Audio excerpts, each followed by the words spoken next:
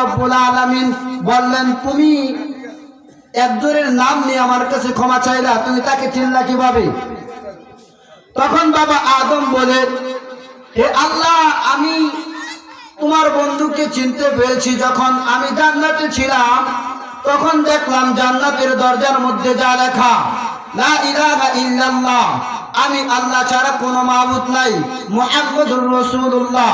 তখন বুঝলাম যে নামটা মুহাম্মদ তোমার সাথে, সে কোনো সাধারণ মানুষ হতে পারে না, সাধারণ কোনো ব্যক্তি হতে পারে না, অবশ্যই তোমার খাস বা তোমার বন্ধু। আমি জান্নাতে দেখলাম দরজার মধ্যে, দরজার গেটের মধ্যে দেখলাম লা ইলাহা ইল্লাল্লাহ মুহাম্মাদুর রাসূলুল্লাহ সাল্লাল্লাহু আলাইহি ওয়াসাল্লাম। জান্নাতের একটা ফল দেখলাম, ফলের মধ্যে দেখলাম লা ইলাহা ইল্লাল্লাহ মুহাম্মাদুর রাসূলুল্লাহ সাল্লাল্লাহু আলাইহি ওয়াসাল্লাম। জান্নাতের বদনার দিকে তাকাইলাম, দেখলাম লা ইলাহা ইল্লাল্লাহ মুহাম্মাদুর রাসূলুল্লাহ সাল্লাল্লাহু আলাইহি ওয়াসাল্লাম। জান্নাতের যে কোনো খাবারের দিকে তাকাই, দেখি লা ইলাহা ইল্লাল্লাহ মুহাম্মাদুর রাসূলুল্লাহ সাল্লাল্লাহু আলাইহি ওয়াসাল্লাম। আমি জান্নাতের যত আসবাবপত্র আছে তাকায় দেখি লা ইলাহা ইল্লাল্লাহ মুহাম্মাদুর রাসূলুল্লাহ।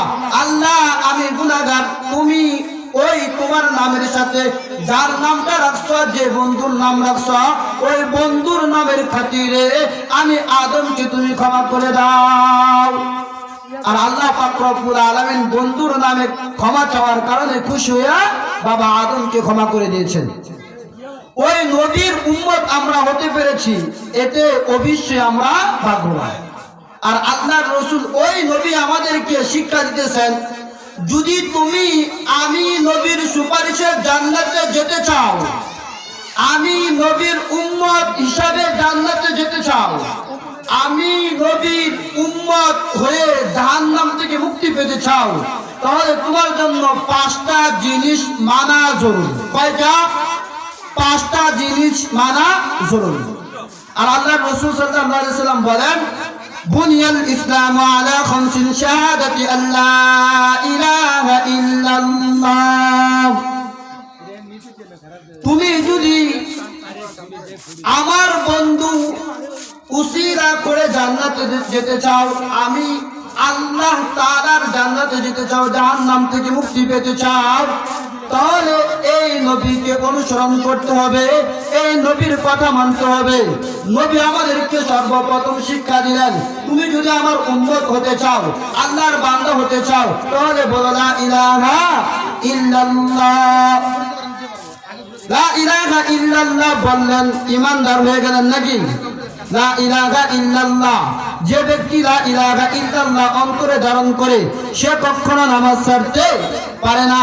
লা ইলাহা ইল্লাল্লাহ যার অন্তরে, সে কখনো চুরি করতে পারে না। লা ইলাহা ইল্লাল্লাহ যার অন্তরে, সে কখনো ঘুষ খেতে পারে না। লা ইলাহা ইল্লাল্লাহ যার অন্তরে আছে, সে কখনো অন্যের মান আত্মসাৎ করতে পারে না। লা ইলাহা ইল্লাল্লাহ যার অন্তরে আছে, সে কখনো নামাজ ছেড়ে কাজে লিপ্ত থাকতে পারে না। লা ইলাহা ইল্লাল্লাহ যার অন্তরে আছে, সে কখনো নামাজের সময় দোকানে বসে চা খাইতে পারে না। আমার কথা একটু কষ্ট লাগবে, কিন্তু সত্য। কে বলছে? রাসূল কারীম সাল্লাল্লাহু আলাইহি ওয়াসাল্লাম। পৃথিবীর বুকে যত নবী রাসূল, যত মানুষ প্রেরণ করেছেন, একমাত্র নবী আমার আর আপনার নবী, যে নবী বলতেছেন লা ইলাহা ইল্লাল্লাহ পড়ো, ওই নবীকে সৃষ্টি না করলে আল্লাহ পাক রব্বুল আলামিন আসমান সৃষ্টি করতেন না, জমিন সৃষ্টি করতেন না, জান্নাত নামে কোনো স্থান থাকতো না, জাহান্নাম সৃষ্টি করতেন না, আজকে পাহাড় পর্বত আছে, পাহাড় পর্বত সৃষ্টি করতেন না।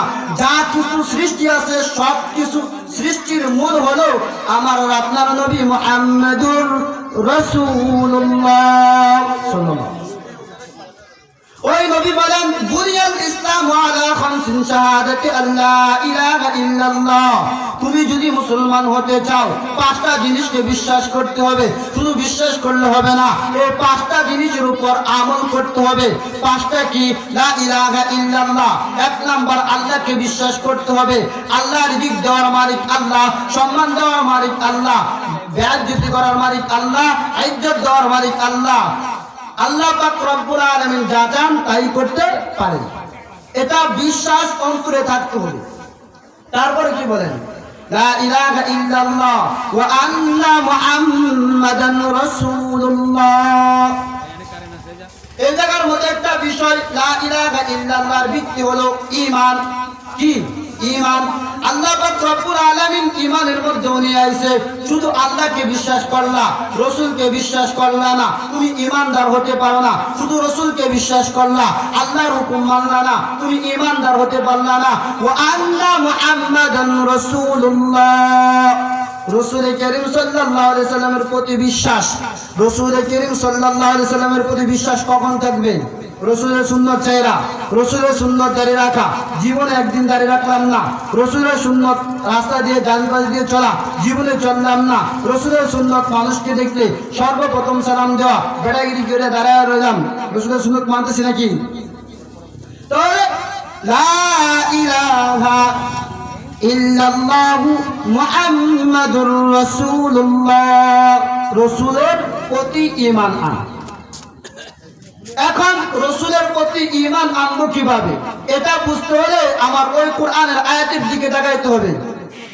আল-ইয়াওমা আকমালতু লাকুম দীনাকুম ওয়া আতমামতু আলাইকুম নি'মাতি ওয়া রাদিতু লাকুমুল ইসলাম দীনা। আমার আপনার নবী, প্রাণের নবী, যে নবীকে ছাড়া আমরা অচল। কি অচল? ওই নবী বলেন, আমার আল্লাহ